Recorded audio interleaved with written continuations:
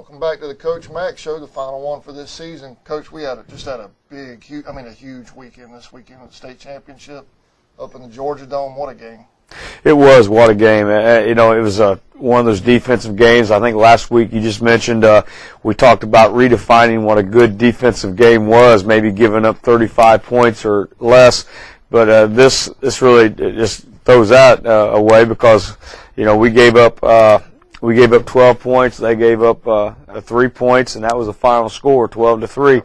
And all of those points were hard-earned. Every yard was hard-earned. Our defense played a tremendous game. We gave up a couple plays, big plays, but other than the big plays, we really did a great job on defense. So that was a big key for us. And then a big key for them was that their defense did a great job versus our offense. Their defensive front was outstanding. We knew they were good, and they came in good. They left the Dome being great. They did a great job against us. Their secondary was also very good, very athletic group, very athletic, very disciplined defense they had, and that was the big thing. But probably the biggest thing in this football game, and the biggest thing for Marion all year was A.J. Wells. A.J. Wells is their punter kicker. People that have seen the game probably haven't seen a punter or a kicker that good in high school in probably quite some time. I didn't see any of the other games up there, but I would venture to say that there wasn't a better kicker than this guy. The second half, we had such a long field. We were working out of our end zone. You look at any offense that has to work out the end zone is not the same offense as working from closer to midfield, of course. It sure does. It changes the play calling. It makes things a little tighter. A mistake down here is big. It's expensive. It's going to cost you points probably. So AJ, he punted that ball down there inside the fives a couple times. Pinned us deep, would kick the ball off in the end zone. We'd start the 20. So he was a big difference, and probably the biggest difference in this game. Our defense played great. Their defense played great. They made a few more plays on offense than we did, but their kicking game, Trey Harrington, I was just looking at the stats that was provided by the Dome immediately after the game. They give you an incredible packet of stats from your game. And Trey had a good game punting. We had to punt too many times. We had to punt 8 times. We punted for 36 yards, a long of 50 and 2 inside the 20. The difference is they punted 7 times, which is a credit to our defense, for a 36-yard average also, a long of 52. But they had 4. They had 4 inside the 20. Those 2 extra possessions that we had inside the 20, I think, was really a big difference in the football game. They held us to 6 first downs. We held them to 12 first downs. If you told me they're going to score 12 points and have 12 first downs, I would say, well, I think we've got a chance to win this thing by a touchdown or 2 at least. But that wasn't the case. And the rushing was fairly equal. We ran for we had fewer plays than them, I believe. We had 11 fewer plays than them. We got, they scored 12 points, and we got beat by 9 points, and they had 11 more plays than us. So you really can see some of the differences here. We ran the ball 29 times for 129 yards. They ran the ball 44 times for 103 yards. But the difference come in the passing game. We threw the ball 19 times. We threw the ball 4 more times than they did, and came up with 8 yards. That was it, the passing game. They threw the ball 15 times and came up with 131 yards. If you remember earlier in the year, we talked about, as far as our defense, our secondary, how they struggled. All year long, we felt like the weakness of our defense was in the secondary. Right. That's where we were most vulnerable. We thought we were very good up front, which goes to show you a team run the ball 44 times, you give up 103 yards, 12 first downs, that's outstanding. Oh, yeah. Then the secondary, they throw the ball 15 times for only 4 completions. But in those 4 completions, you get, 131 yards and 4 completions. That's really not very good by our secondary. That was the key right there, was in our secondary. It goes all the way back to summertime. We're in these big passing tournaments, and in the secondary, we're playing everybody we got just to find that answer. Find that combination. Trying to find that answer. Who needs to be in the secondary? And that's where we were really hurt, was in the secondary. Kickoff return yardage. We had kickoff returns. Kurt Nixon had 2 kickoff returns for 84 yards. Really a nice job there. So it just goes to show you how close this ball game really was. It came down to 4 plays in the secondary. Yeah. 4 plays in the secondary, and really 2 punts. Their 2 punts. That was really the big difference in this football game. Our defensive line played terrific. Our linebackers played terrific. It was just came down to those few things. So, again, it's a championship game. That's what it comes down to. I just like to mention, the write-up was fantastic. Clayton school systems really were hospitable to letting us use their practice, their game field, turf game field. We stayed at a hotel, the team, and I tell you what, our kids are tremendous. I mean, they are fantastic kids. We've always knew that, but you get a chance to take our kids away, take them to a different setting, and stay with them and do some things with them. We made our own personal highlight film to get ready for this. Larry Carter did. We had a meeting room. We showed it. We had food available. We had, we really did a good job. Brother Ray McMillan did a great devotional before the game, and I had a chance to address the team before we sent them to the rooms. And all that was tremendous. All that, we had a great time with that. Couldn't have went better. Couldn't ask for a better thing. The trip into the dome got a little turned around in the rain there, but we made it on time. We did too. And no problem. We got unloaded into the dome. We got to use the visiting NFL locker room, which was great. The whole experience was fantastic, but it came down to us making a few mistakes and them having a couple more opportunities than us, and that was the difference in the football game. But again, without a doubt, I think Marion's the best football team. They're the ones that got the trophy. So, they are the best football team. But for us to compete with the best football team that well, make it through the gauntlet we had to go through to get there, that just says so much for our kids. And I really think they did an awesome job this year, especially late in the year when it really counted, when it came time for them to come together as a team. They did it, especially these seniors. I love those guys, and they did a great job. Well, I know you talk about that defense and that huge effort they had. The points we held them to Saturday was their second lowest all season. The previous the lowest was the 10 points they scored in their loss to Hawkinsville. That's right. So when you were talking about the kicking game, one thing that struck me, and I believe it was, I may be wrong, but I think it was in the second quarter, bad snap or high snap, Trey had to literally evade the rush. Yeah. And he still got off a very nice punt. For some reason, about halfway through the playoffs here, our snapping got off a little bit. We've had great snapping all year long. We just weren't as accurate in our snapping. And in the dome, we had a couple snaps that gave us trouble. One, Trey made a great play, went up and basically just stopped the football from going over his head, and had to make someone miss, and then got off the punt. Just a tremendous effort by Trey. Something that concerned us. It's one of those things. It's kind of like, I guess, a baseball hitter. You have a couple strikeouts in a row, you get into a slump, and it seems like that goes almost to what you expect to do. Now you go to the plate expecting to almost strike out. Well, it got to where we were struggling with the snap in practice and it hadn't happened all year long. Right. Just showed up one day, and we had trouble shaking it, and it was something that was a big concern. It was something we kind of held our breath the last couple games with.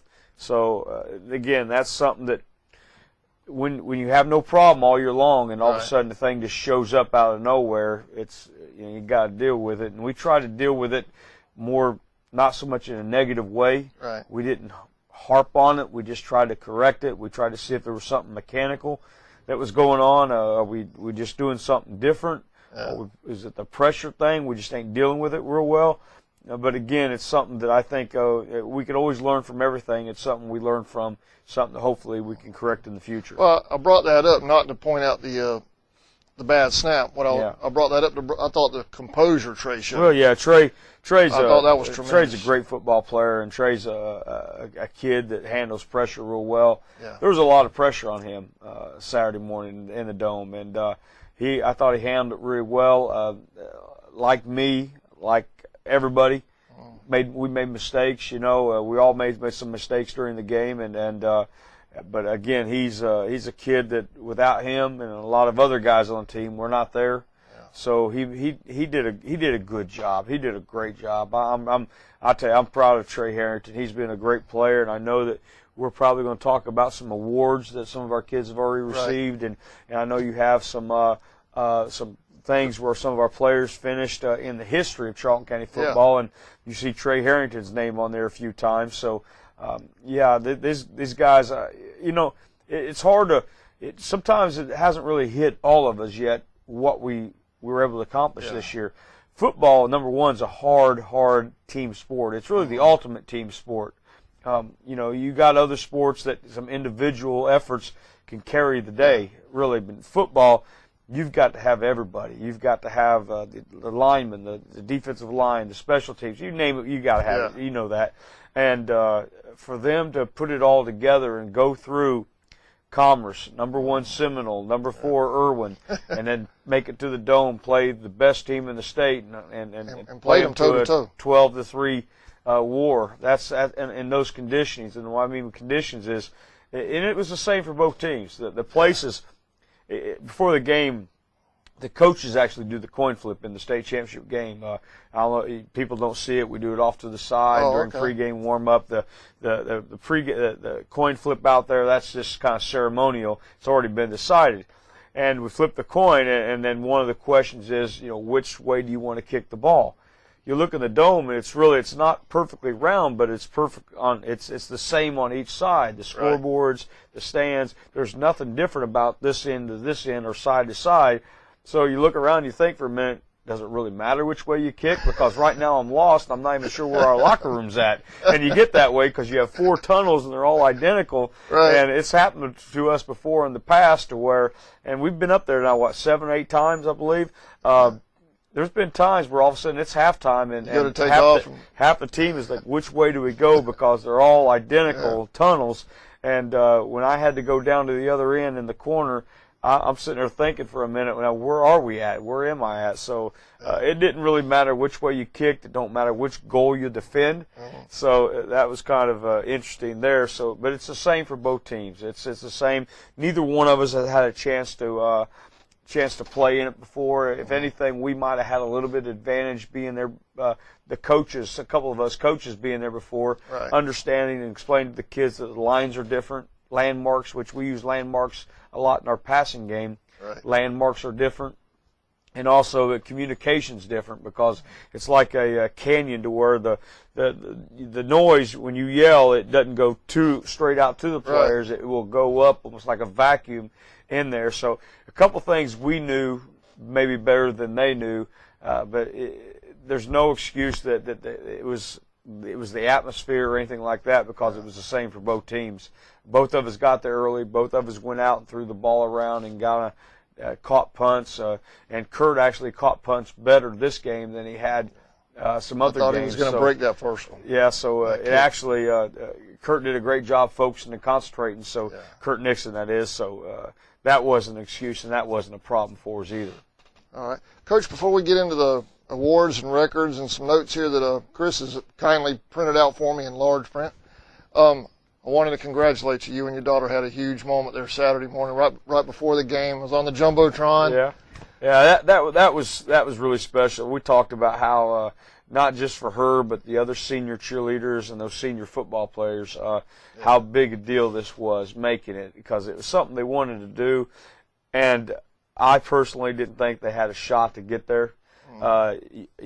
June, July, August, September, if you said, and again, I told some newspaper folks, I said, it's almost embarrassing that we celebrated or we were proud of ourselves for winning 6 games. Because last year we only won 5. When we won 6, when we did, we knew that we weren't going to have a losing season. Mathematically, there's no way. The worst I think we could do was 6-4, 6-5. 6-5 was the worst we can do. And we were actually somewhat pleased about that. And I'm thinking, how, looking back at it, how ridiculous that was for us to almost be thinking 6 wins. Thank goodness we got 6 wins. It won't be another losing season. Right. But that's how we were playing. We were playing like that. We were playing like a 6-win team. And things got better and just kept getting better. And practices got better. The team chemistry got a lot better. The kids really cared about one another. The coaches were caring about the kids. It was just a real family-type atmosphere, and things got really good out at the school where kids were feeling good about our football team, and it kept growing and growing and growing. And, of course, that led to the Dome, which to me is an incredible story. And I was asked the story several times throughout the week, and even a couple times since then on radio stations and through the print media.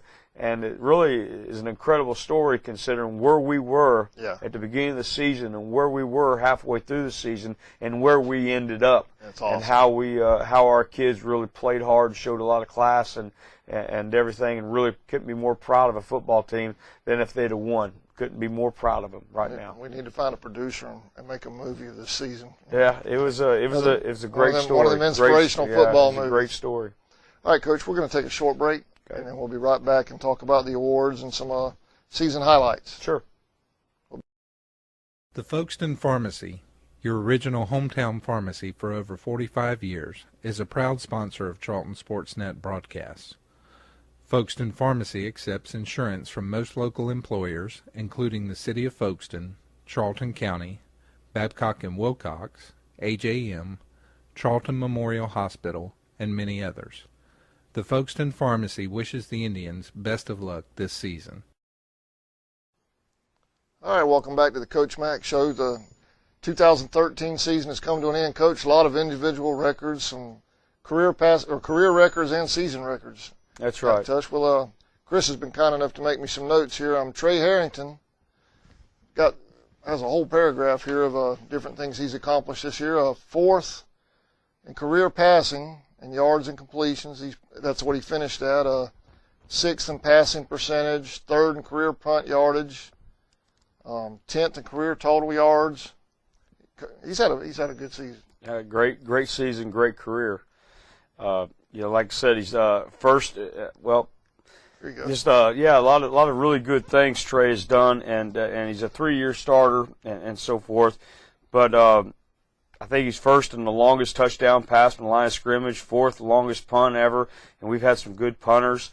So Trey's name. Trey definitely put his name on the record book in Charlton County. So when that program comes out next year, you're really going to see Trey's name all over it. He's one of the best we've ever had.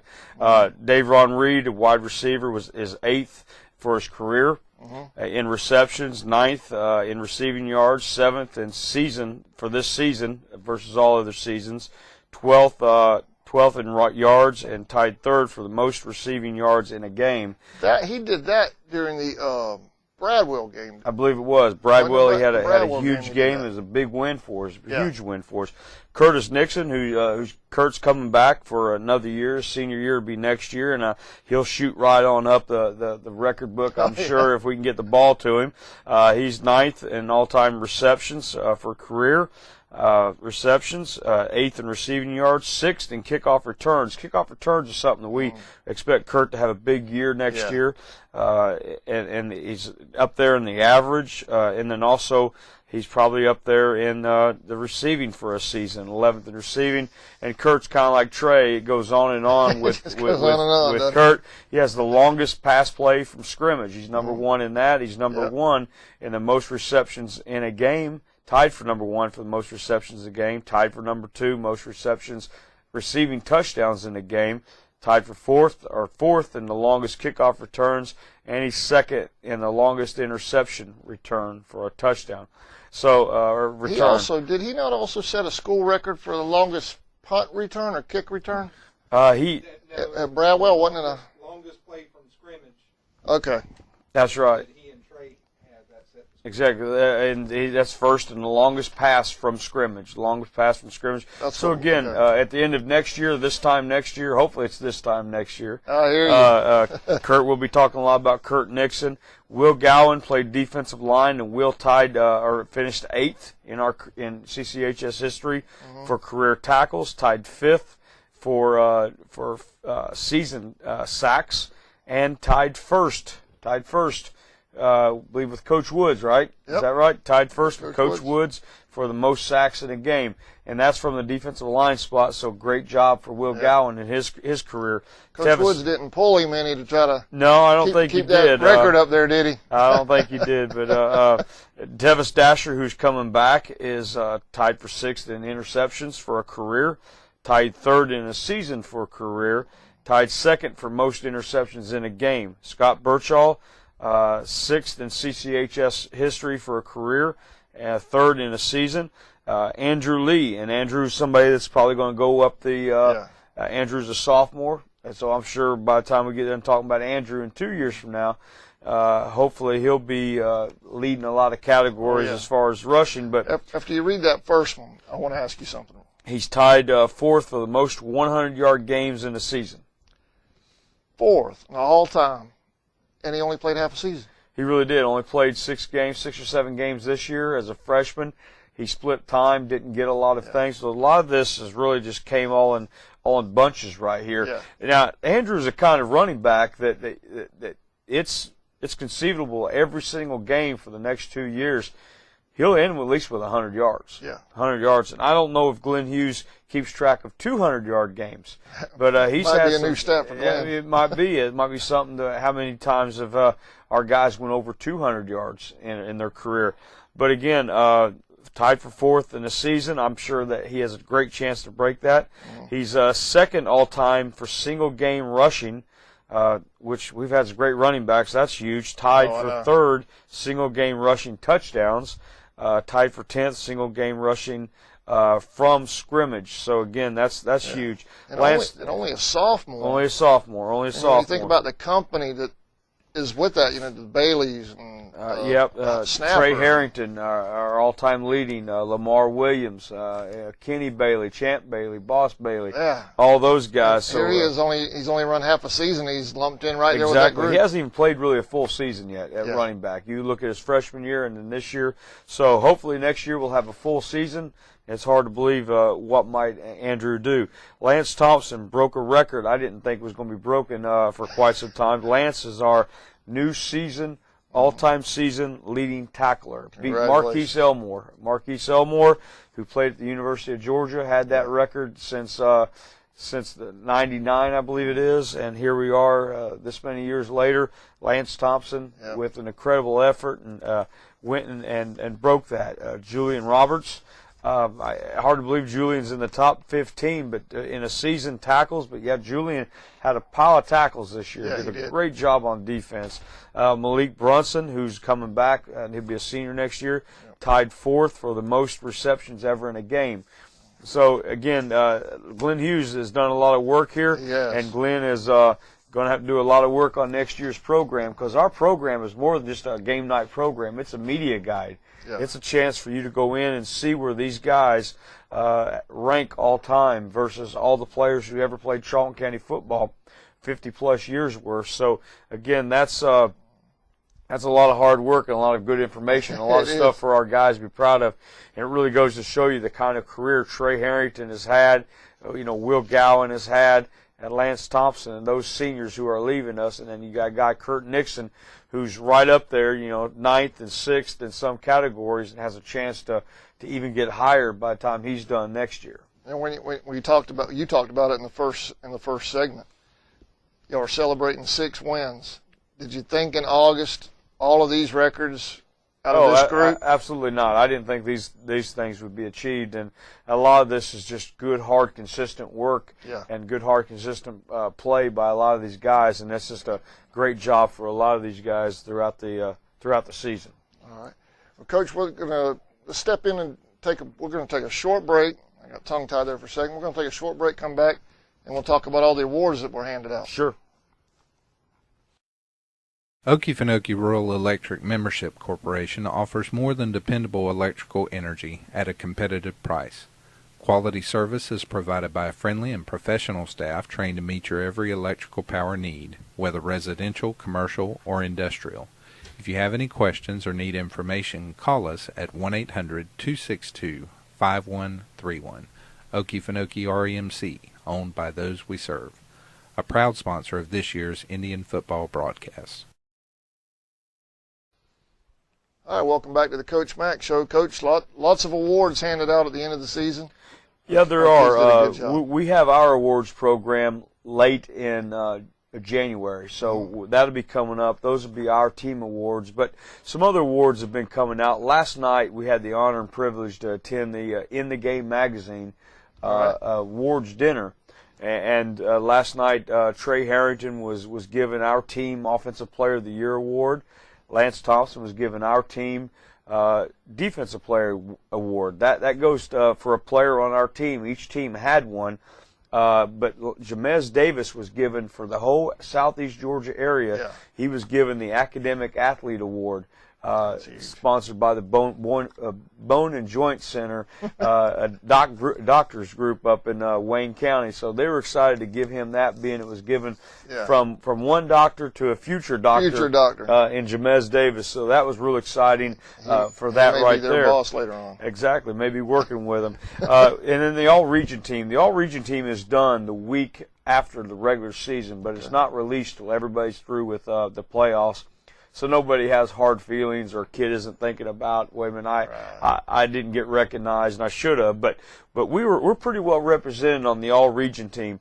The Region Player of the Year went to Merritt, number 7 from Irwin County. We saw that guy twice this year. Yeah. What a great player. But Trey Harrington was recognized as the Offensive Player of the Year, which is really something. Trey was also recognized on first team offense for quarterback. Also on first team offense, we had wide receiver Curtis Nixon was on there. Also on the first team offense, we had Levi Cribb. So we had Levi and Curtis Nixon are coming back. Both kids have a chance to be college prospects. Levi Cribb on December the 28th in Atlanta would be playing in the Elite Junior All-Star game, given to kids who have possibilities of being a Division I prospect for the following year. So that's quite an honor for Levi to be getting chosen to play in the Junior Elite game. That'll be played at McWhorter High School. It should be on TV. What station, I'm not sure. It might be covered by GP, which was Georgia Public Broadcasting, which was our games were on. But again, that's quite an honor for Levi, and again, this is tough to make now. We've got a lot of good football players in this region. This is the best football region in single A. To make the all region in this region is a big deal. So, and Trey Harrington being recognized for Offensive Player of the Year, that's really something. Defensive Player of the Year went to Michael Braxton, our nose guard, as a sophomore. Unanimous choice, without a doubt. But Michael Braxton, a nose guard, being named Defensive Player of the Year is really quite an honor. Those guys don't usually get that kind of recognition. So it goes to show you the kind of year that he's better known as Toby. Toby Dasher had for us. Every time you say that, I think Toby. Yeah, so that's really quite an honor to be voted Defensive Player of the Year as a sophomore for our region. Also on the defensive line, Will Gowan made first team. At linebacker, Tevis Dasher made first team, along with Lance Thompson, two guys that were very deserving. And I know that Drake Gillis would have been on there if he didn't suffer an injury halfway through the season. Defensive backs, Julian Roberts made first team defensive backs award. First team punter for our region went to Trey Harrington. First team punt returner went to Curtis Nixon. So great job by those guys. Our special teams well represented. Exactly. First team all-region freshman, we had one there, and that was Mookie Smith. Quite an honor for him. Mookie had a great freshman year, yeah, he did. Which, again, there were some teams that actually had no freshmen recognized because they didn't have any freshmen starting for them, but we had one, Mookie Smith, number 51, made that. All region academics, we have the most of anybody in the region, which I'm proud of that. Jamez Davis, Will Gowan, Drake Gillis, Antonio Tarpley, Tanner Morgan, Curtis Nixon, Levi Cribb, and Trip Mahoney.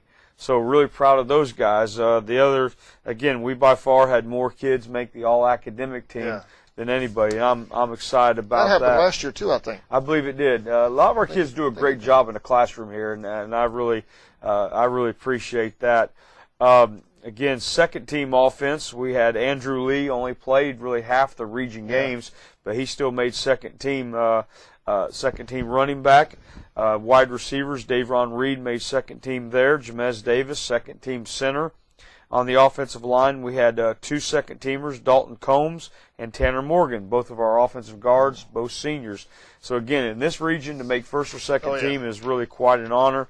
On defense, Tion Burrows made second team defense. I thought he had a chance to make first team, but again, it's pretty loaded up there. Drake Gillis, in his efforts before he got hurt, made second team linebacker. Even with the injury, still making. Even with the injury, he made that.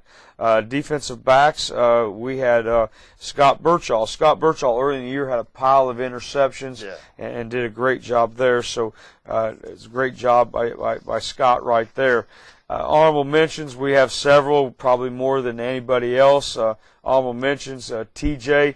That was more out of respect for TJ, who he is, TJ Wilson. TJ didn't play any this year, but I still wanted to stand up and recognize him, just the kind of person he is. Malik Brunson at defensive back, Brandon Dale, junior linebacker, Anthony Jackson, who I think has a chance to be big time. He had a good year. He had a great playoffs, especially great playoffs. Trent Mahoney on the offensive line. Andrew Chesser had a great playoffs. Sophomore offensive lineman, and Thomas Tomcat Johnson, kicker on there. So again, the great job by those guys. And I'll give you this. I don't know if you want to put up any of this, but we'll do that. You sure can have this. Also, just to mention our final stats, Andrew Lee, who only played in 7 games, I believe so. 7 games, 1,200 yards. Incredible year, 14 touchdowns. That is crazy. That's really incredible. Trey Harrington, who missed a couple games, and then the resurgence of Andrew Lee coming on. Trey finished with 2,151 yards and 20 touchdowns. Dave Ron with 50 catches. Davron Reed, Kurt Nixon with 41 catches. So, and we mentioned Lance Thompson. Lance's final tackle stats is 111.5 tackles. Fantastic year for those guys. And the All-State teams will come out probably the next 2 weeks. And I look for hopefully a couple of our guys to be recognized. And the dome game, you make the dome game, you play well in the dome, you got a chance to really boost you up in that All-State team. All-State is quite an honor. I think we've had so many kids make All-State here over the last 20 years. I don't think people realize how difficult it is to make All-State. It's tough to make All-Region, but to make All-State is incredibly difficult. And I think that we might have some guys that have a shot at that. I think Trey, Lance will have a shot at it. Andrew, because of his second half year, may have a shot at that. And if not first team, possibly second team or honorable mention, which was still all great honors. He made a huge mark on everybody just through the playoffs. He really did. What a great job. And really, what a great job by that offensive line in front of him. Because like you've heard me mention, I think all running backs look alike with no blocking. So he looked good. So I think there was some good blocking going on throughout the playoffs especially. Well, can you give us, I know it's early, we talked about it off camera a little bit.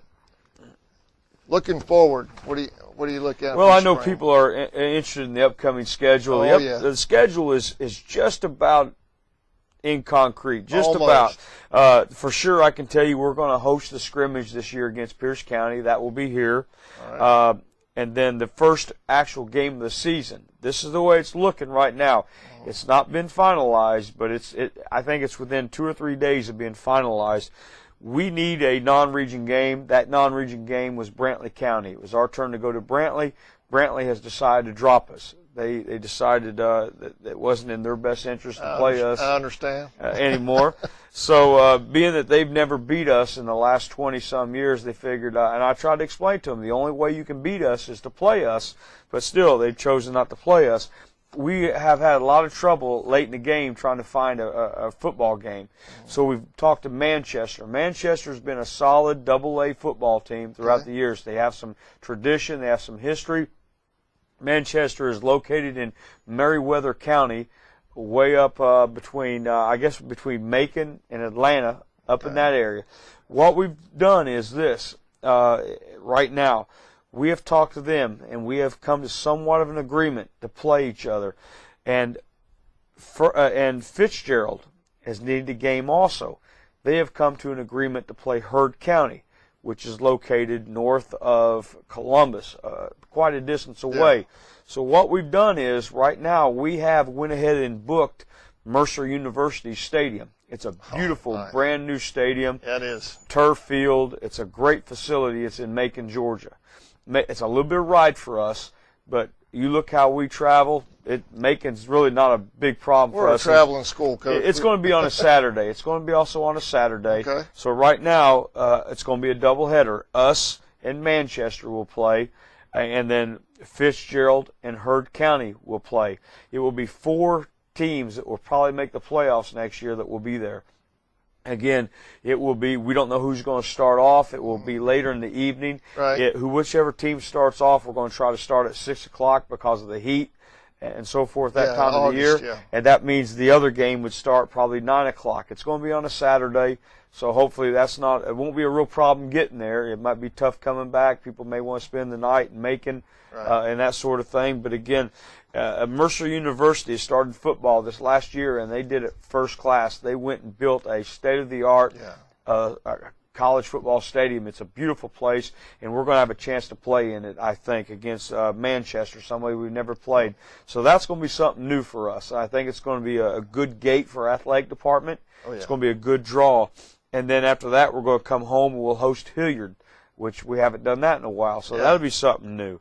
And then we'll go to Bacon County. We may be the first team to play in Bacon's brand new stadium at their brand new school. So that'll be a lot of firsts. Yeah, that could be something exciting. And then new to the region, Atkinson County has been added to the region, and we're going to hopefully welcome. We're going to be welcoming Atkinson proper County region to welcome. right here at home, and then we have Turner County at home, and then we will go back to Irwin County, which we know our last experience there was great. Irwin County has a lot of kids back. I know they're not real happy about that game, so that will be October the 3rd will be very, very tough. That'll be one everybody want to mark traveling back, and then we'll need a much needed open date after that. Then we finish up the last 4 games of the season with homecoming here versus Wilcox. We go to Telfair. We come home for senior night against Clinch County. Next to the last game of the season. And then we finish up the season going to Lanier County. That's a nice schedule. And then hopefully from there we will go on into the playoffs. And maybe this year we'll have a playoff home game. But you know, after this last trip into the playoffs, playing at home doesn't look as good as it used to. And we traveled so well and had so much fun on the road. So we're not really concerned with that. But I think it's a great schedule. I think it's going to be a lot of fun. The front of it looks fun. Yeah, and I think us traveling to Mercer, playing on their field and a college football setting, could be a lot of fun for us. So we're looking forward to that. And hopefully, like I said, today's Tuesday when we're taping this. Hopefully by the end of this week that'll be finalized and we'll take care of that. And I sure hope it works because not hardly anyone in this state needs a game right now.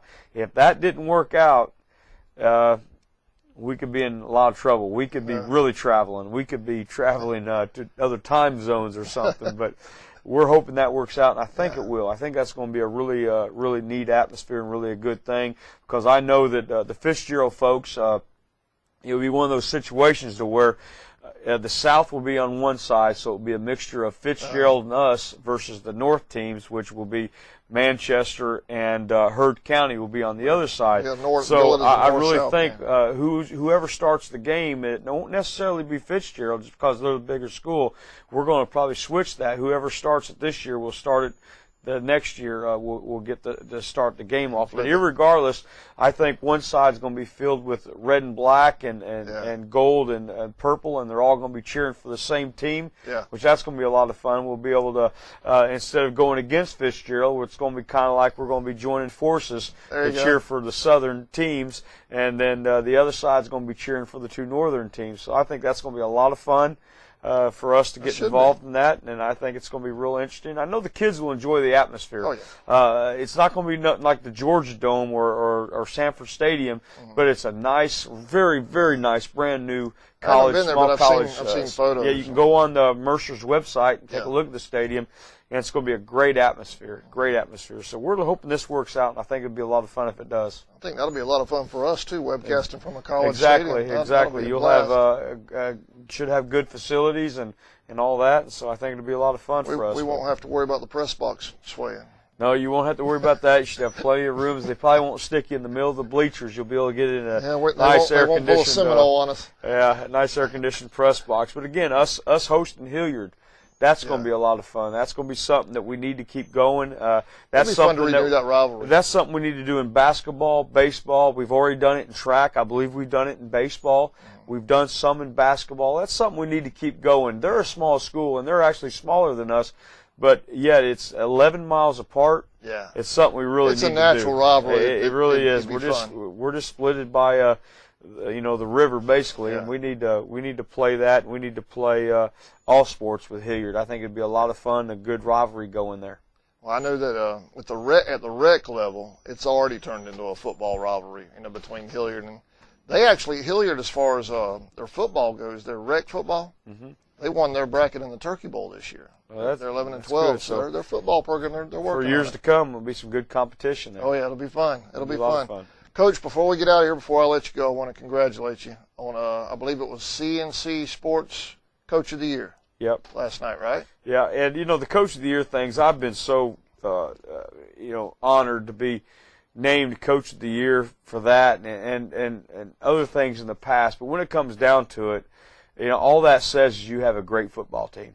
It really is. They don't give that stuff to guys that went 5-5 or guys that did a great job. And there's coaches out there now that do great jobs with 5-5 teams. There really are that deserve it. That really deserve it. And it's really humbling whenever you stand up in a room full of other coaches that are probably better football coaches than you, and to receive that, it's quite an honor. But what it says every time is that you had a good football team, and that's all it really says. Coaching's overrated. If you got good football players, you got good assistants, and you got great community support, you got a chance to have a good season. And that's all that said right there is I have a good football team. So I accepted it on behalf of them, and any time that I get those sort of things, I always accept it on behalf of our team. But it's still an honor. Very good. Well, congratulations. Thank you very much. Coach, thanks for having us this season. We look forward. We're going to kick it back off in the spring. Spring, we'll get going with spring football in May, and look forward to that. And we have signing day coming up the first Wednesday in February. Hopefully, guys like Trey Harrington, Lance Thompson, and maybe Will Gowan, a few other guys, hopefully, we're working hard with it right now. Hopefully those guys will sign. I'm sure you'll get something on that about that when that happens. But, we have basketball starts tonight in Lanier County after one day of practice. One day. It's going to be interesting to see how Coach Brooks, Thomas Brooks, has done in his inaugural game as Charlton County's head basketball coach and our girls team. But I really want to encourage people. Let's get out, support our basketball team. Home games, a good time. I think we have a very, very good girls basketball team coming back this year. A big playoff run for them. Boys, they have some talent, and hopefully we need to support them and support Coach Brooks in that. Wrestling's getting going. First day of practice today. for wrestling, and I know they're going to be road warriors because as of right now, we don't have a home wrestling match, but we have some close ones. So hopefully people get out and check those guys out. And then the spring is right around the corner. Yep. Expect another great baseball season, another great track season, and so forth. So, again, things are good at Charlton County. It never stops, does it? Never stops, and we're looking forward to the next thing. Oh, one more thing before we go. The North Florida, South Georgia All-Star game? That's right. I've been, I don't know if it's an honor or what it is, but I've been asked to be the head coach of that again. Congratulations. Well, I don't know if it's congratulations. It's a job in itself. You expect to get a break, then all of a sudden they ask you to do that again, and it's right back trying to put together a team. But that's going to be here again, and that will be February the 15th. Okay. Saturday, February the 15th. We've got already a lot of kids from Camden, Brunswick, Glenn, Ware County. Hopefully a couple from ours, Trey and Lance will play in it. And again, that is a great day. If you've ever had a chance to come out, you'd be wanting a little bit more football come February. Yeah. Come on out to Indian Field out here. Watch some good football players. And last year it was a great football game. Yeah, Came down to the end. Georgia won it. And so that'll be February the 15th, and hopefully we'll do that all over again. Oh, yeah, hopefully we'll get to carry it again, too. That'd They were be kind great. enough to let us carry it last year, That'd so be great. I hope we get to do that again. That'd be good. We had a good time. Thank you, Coach. Thank you. We'll see you February. February. Thank you. All right, Coach.